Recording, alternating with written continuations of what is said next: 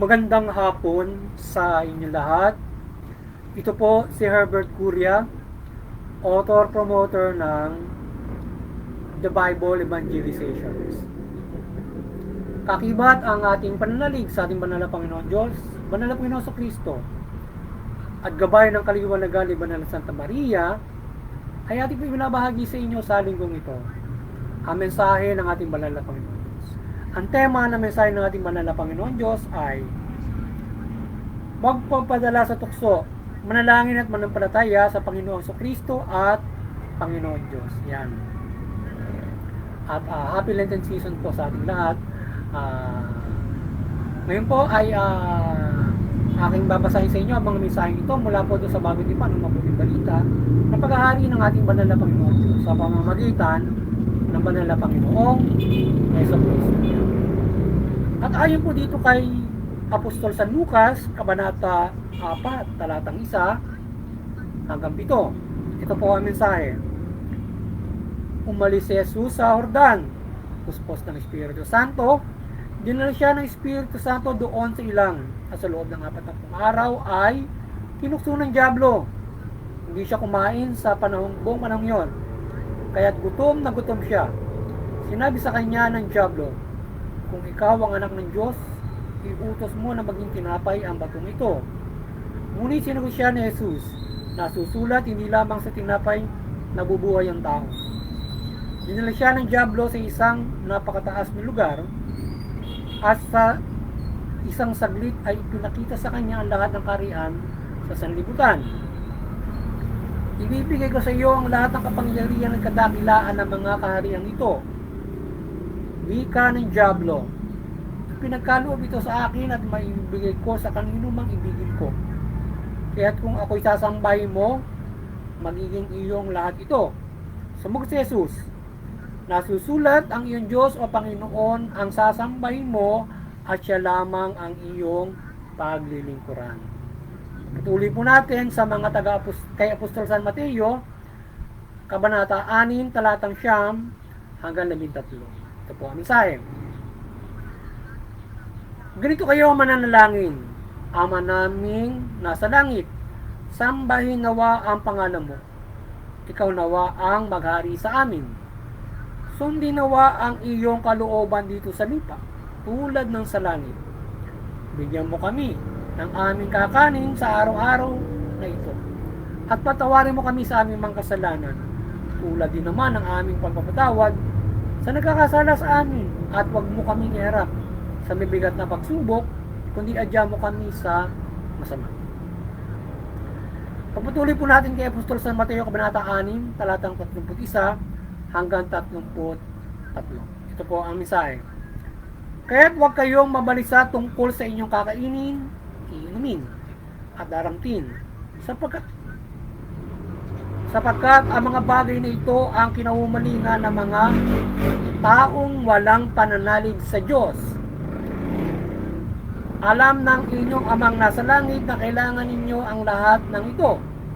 Ngunit pag sumakita ninyo ng higit sa lahat, ang pagharian kayo ng Diyos at mamuhay ng ayon sa kanyang kalooban at ipagkakaloob niya ang lahat ng kailangan ninyo.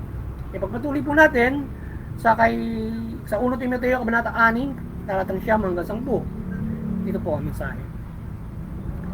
Kaya dapat na kayong masiyahan kung kayo ay may kinakain o dinaramin. Ang pagnanasang yumama sa anumang paraan ay mahuhulog sa tukso at sa bitag ng masamang hangaring magtutulak sa kanya sa kapahamakan. Sapagkat ang pag-ibig sa salapi ay ugat ng lahat ng kasamaan. Dahil sa paghahangad ng magkamal ng salapi, may malalayo sa pananampalataya at nasadlak. Sa paghihirap ang kalooban. Patuloy po natin sa mga taga-Hebreo. Huwag kayong magmukhang salapi. Masiya na kayo sa anumang nasa inyo. Kapagkat sinabi ng Diyos, hindi kita iiwan ni pababayaan man. Walang pag-agam-agam na masasabi natin, ang Panginoon ang tumutulong sa akin, hindi ako matatakot. Ano ang magagawa sa akin ng tao? Ito po ang mensahe salita ng ating banal na Panginoon Diyos sa ating pagbabahagi ng mabuting balita dito sa The Bible evangelizations yan. Pasalamatan po natin ang ating banal na Panginoon Diyos, banal na Panginoon Jesucristo, banal na Espiritu Santo, at gayon din po sa ating banal na Santa Maria. Yan. Yan.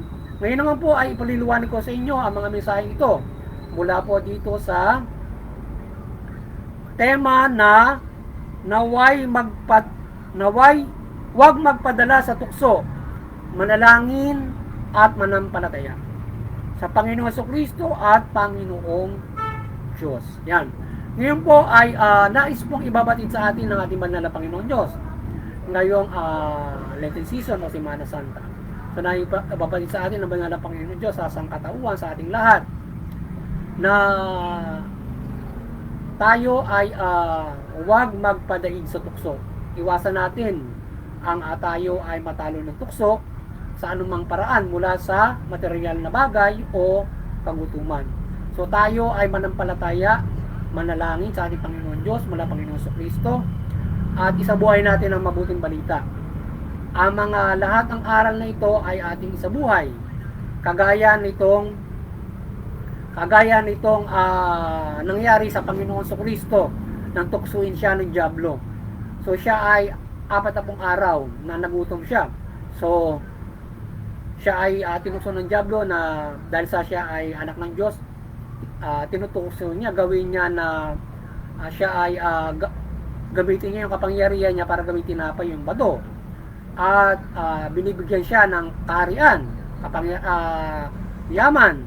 So ngayon ay sabi ng Panginoon Jesucristo ay ang Panginoon Diyos lamang ang ating dapat na sundin, sambahin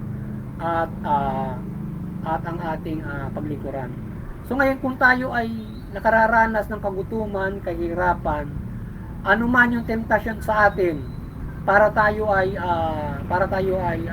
kumain, temptasyon na tayo ay gumawa ng hindi mabuti para tayo kumain, yumaman, guminhawa ang buhay, ay huwag tayong padadaig sa temptasyon na yan.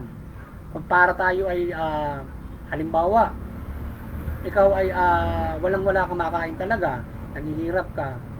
So ngayon ay huwag kang magnanakaw, huwag kang gagawa ng anumang uri ng pang-aagaw ng pagkain o anumang uri ng paglabag sa batas. Maski hindi paglabag sa batas, para ka lamang kumain. Maluloko ka ng tao, para ka lamang kumain. Or anumang uri ng paglabag sa batas na magbubunsod sa iyo ng kapahamakan. Lalong-lalo na kung nais mong guminawa ang pamumuhay mo, nais mong yumaman, na magtutulak sa iyo para ikaw ay sa anumang paraan ay magkaroon ka ng maginhawang pamumuhay, lumabag ka sa batas, ay magbubunsod sa iyo sa kapahamakan. So mapapahama ka kung lumabag ka sa batas, at lalong-lalo na kung ito ay hindi ayon sa kalooban ng Panginoon Diyos. So ang paglabag sa batas hindi ayon sa kalooban ng Panginoon Diyos, at iba't ibang mga kasamaan na mapamamaraan para guminhawa ang buhay mo. Bagkus ay manampalataya ka sa Panginoon Diyos. So kung ang dyablo lalapit siya sa pamamagitan ng ikaw ay hikayatin na manghold up, hikayatin ka na magnakaw sa gobyerno, okay, mga nasa gobyerno, gusto nila maging mayamang-mayaman sila. So naghihikayatan sila, kurapin nila yung pera ng gobyerno, ayun, para silang sindikato. Yumaman sila sa pagnanakaw ng kaban ng bayan. Sapagkat sa pamamagitan na mapapahamak sila, at napapahamak na sila ngayon. Ngayon, anong idinudulot? Paghihirap ng ilang mga tao, kagutuman ng mga tao.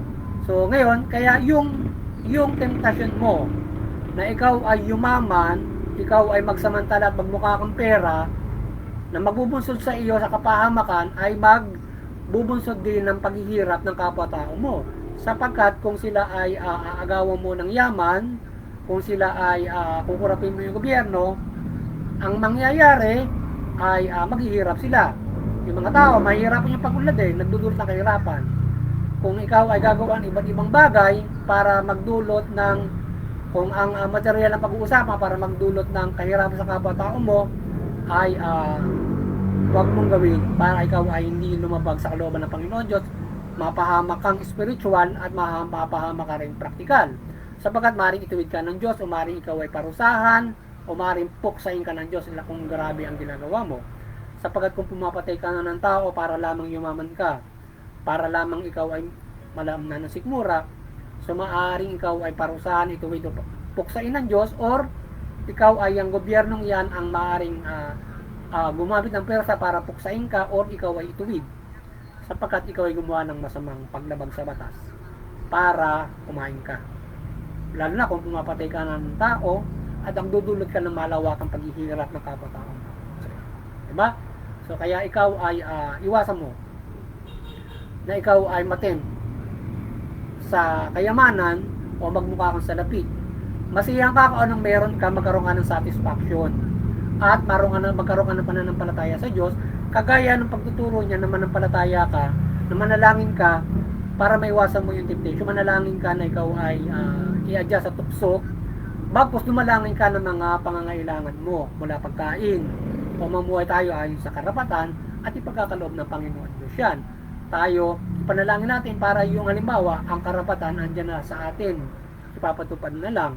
Ngayon, idalangin natin palagi sa gobyerno, magkaroon tayo ng mabuting pamahalaan, ipatupad yan para tayong lahat ay mamuhay ng maayos, sapagkat kung nais natin na makapamuhay tayo ng maayos. At yun naman ang dapat, sapagkat kailangan natin ngayon ay unang-una manampalataya muna tayo sa Panginoon Diyos bago tayo at ipanalangin natin yan.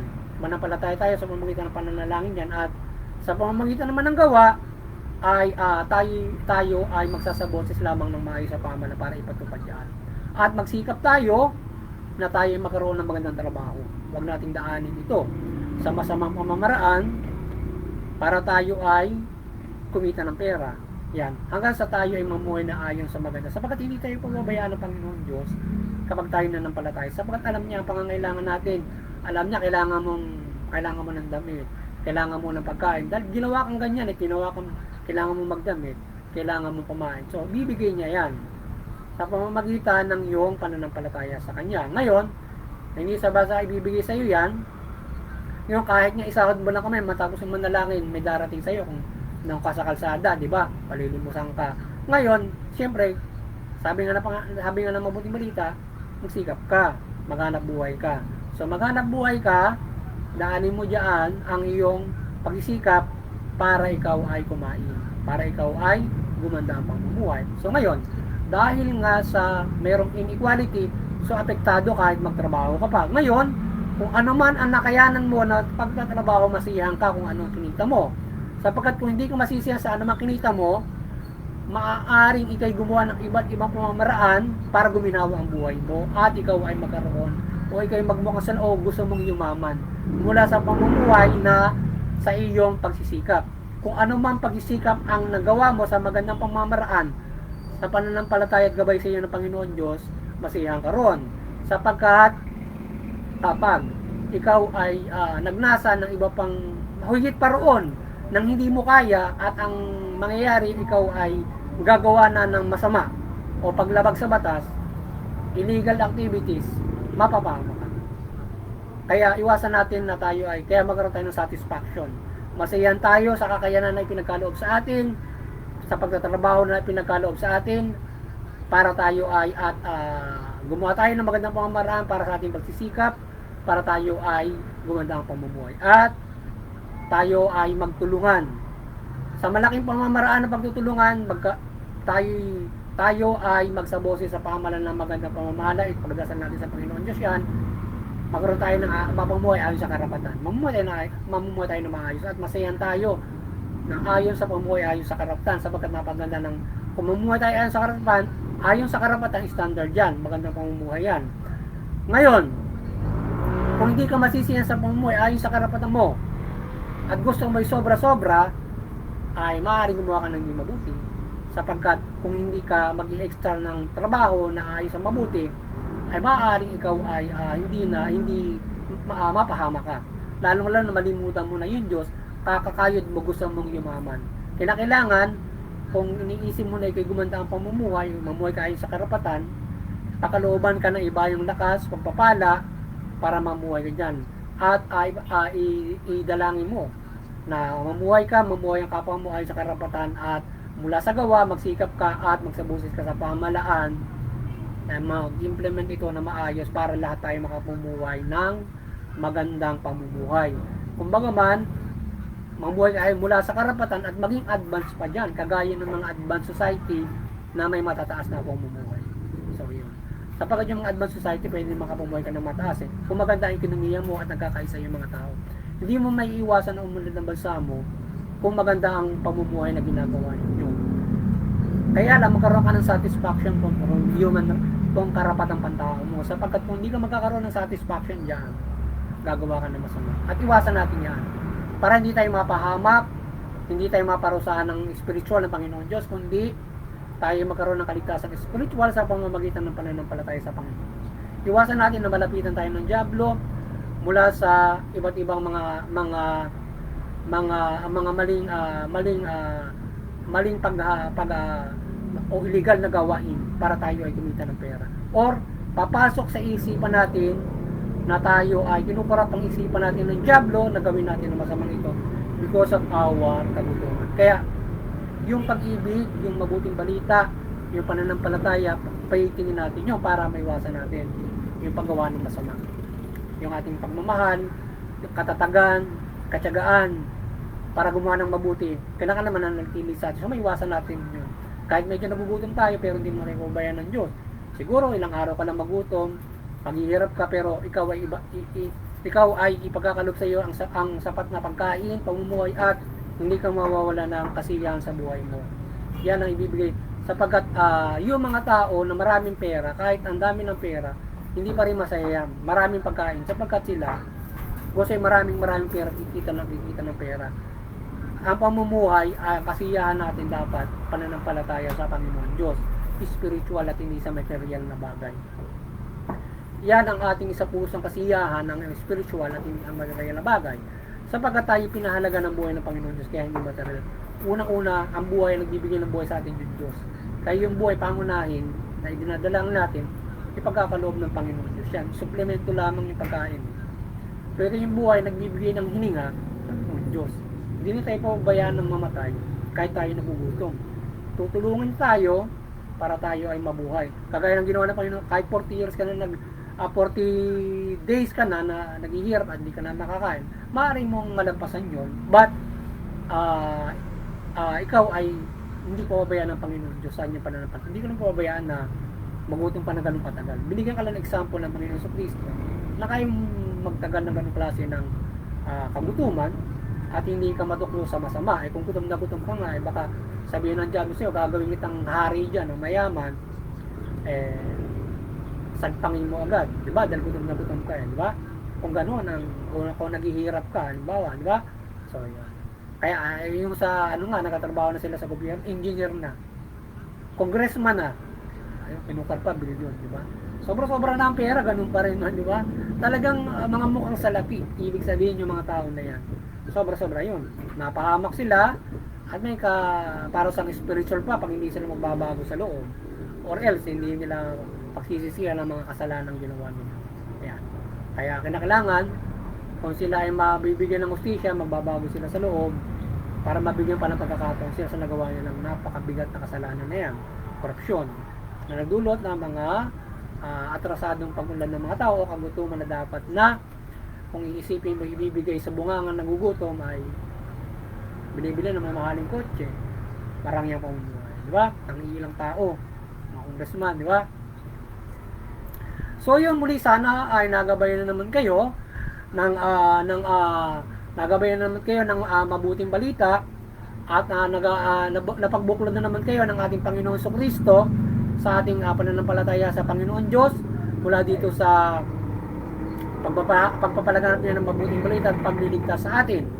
At kayo ay magabayan sa kaligtasan spiritual at mamuhay kayo ayon sa mabuting balita o mamuhay kayo ng matuwid at mabuti.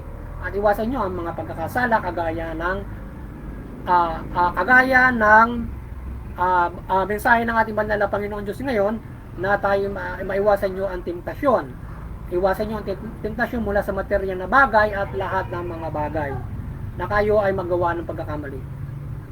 Sa pamamagitan ng pananampalataya kay Panginoon Kristo, pagbubuklod natin niya sa atin sa pananampalataya kay Panginoon Diyos, mula sa inialas sa mabuting balita na inihag niya mula sa Panginoon Diyos, isa sa buhay natin. Maiwasan natin ang temptation for everything else to do bad, to do evil. Kaya iwasan nyo na kayo ay matempt sa mga kasamaan. Lahat ng uri ng kasamaan mula sa ating dinidikta na masama ng ating o nararanasan ng ating mga katawan na dinidikta ng ating katawan na pangangailangan na nagtudyok sa atin para gawin natin ang masamang mga bagay niya. Diba? So yun, mula dyan sa material na bagay gaya ng guto, paghihirap, etc. Kaya sana kayo ay patuloy na nabuklod ng Panginoon Kristo mabuting balita sa ating pagpapalaganap nito o paglilingkod natin kay Panginoon Kristo, Panginoon Diyos, para ito'y maibahagi sa inyo at magabayan kayo sa kaligtasan ng Espiritu.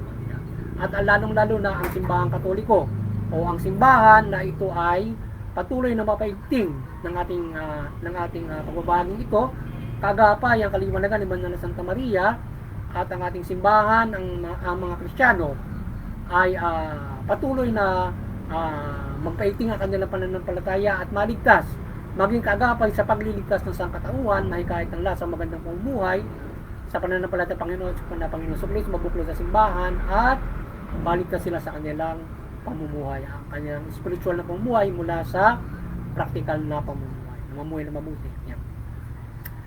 At doon sa CBCP, sana ay patuloy tayong maliwanagan ng Banal na Santa Maria ng Panginoon Diyos, Panginoon Kristo, Banal na Espiritu Santo, maliwanagan tayo ni Banal na Santa Maria sa ating pagbabahagi ng mabuting balita at maliwanagan ng sangkatauhan mula sa sambayan ng Pilipino o bansang Pilipinas sa ating pagbabahagi ng mabuting balita. Sana patuloy tayong gabayan ng kanyang milagro at kaliwanagan. Panginoon Diyos, Panginoon sa Banal na Espiritu Santo, mula sa Banal na Santa Maria, patuloy niyang isuga at magabayan kayo ng kanyang kaliwanagan at kayo ay patuloy na mapaigting sa inyong pananampalataya kay Panginoon Kristo at Panginoon Diyos at pagsasabuhay ng mabuting balita. Yan, at maiwasan niyo ang paggawa ng kasamaan at bagkos ay mapanatili niyo ang paggawa ng mabuti at matibay na paggawa ng mabuti. Maiwasan niyo ang temptation from the lust of your body. At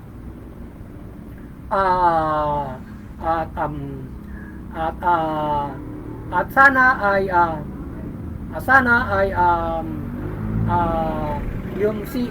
yung lahat ng mga reliyon ay patuloy kayong yung lahat ng mga reliyon patuloy kayong magkaisa sa ating patuloy kayong magkaisa upang maiwasan natin ang sigalutan, ang di pagkakaunawaan. So may reliyon na wala, maliwanagan kayo, magkaisa tayo sa interfaith unity upang sa gayon ay maiwasan natin ang karahasan at paglabag sa batas at bagkos ay makagabay tayo sa kapayapaan, makagabay tayo sa katarungan, pagkakaisa mula sa pamilya, community, bansa at buong mundo at magabay natin ang pamamalaan sa magandang at legal na pamamahala nito o common na pamamahala para tayo ay hindi natin lalabag yung batas o nagkakaroon tayo ng kaguluhan ng mga pananampalataya dahil sa hindi natin pagkakaunawa sa mga relihiyon. Naging ehemplo tayo ng pagkakaisa. May ibang man tayo ng pananampalataya. Sa ating munting kakayanan ay tayo ay patuloy na doon sa CBCP, ang Vatican Church, kayo patuloy na maliwanagan ng banal na Panginoong Kristo, Panginoon Diyos, banal na Panginoon Banal na Espiritu Santo, Banal na Santa Maria, patuloy niyo pagbuklurin ang kasangkatauhan sa pananampalataya sa Panginoon, mula Panginoon Kristo at mabuting balita at magabayan sila sa kaligtasan spiritual at mamuhay ng mabuti, matuwid ayon sa mabuting balita. At sa ating munting kakayanan ay patuloy tayo na nanampalataya ng gabay ng kaliwanagan ng Panginoon Diyos, Panginoon Kristo, Banal na Espiritu Santo, mula sa Banal na Santa Maria, at gabayan tayo patuloy ng kanyang kapangyarihan, paghihimala, lalong-lalo na sa paggabay sa kapamahalaan. Sana gabayan tayo ng iba't iba niyang kapangyarihan mula sa kaliwanagan ni Banal na Santa Maria sa pagbabahagi natin ng mabuting balita. At mapaigting ang inyong pananampalataya, mahikayat ko kayo sa paggawa ng mabuti mula sa pananampalataya natin sa Panginoon Diyos at magabayan ang mga kapamahalaan sa pagpapaigting nito ng pagpapaigting nito ng kanyang mabuting pamamahala, patas na hustisya at karapatan-tanda. At ang mga tao na hikayat natin sa mabuting pamumuhay sa pananampalataya sa Panginoon Diyos at lalong-lalo at hindi sa pagsunod sa pamahalaan. Yan. at pagkakaroon ng mabuting pamahalaan. At yung pamahalaan, mamahala kayo ng mabuti matuwid, tugunin niyo yung karapatang pantao, patas na hustisya sa gabay ng Panginoong Kristo at mabuting balita. At sa gayon, makikinabang ang inyong mamamayan, makapamumuhay sila ng mapayapa, maulad ayon sa karapatan. At higit sa lahat ay makakanampalataya sila ng lubos sa ating banal na Panginoon Diyos, mula Panginoon Kristo, at mabuting balita magkaroon sila ng kaligtasang spiritual.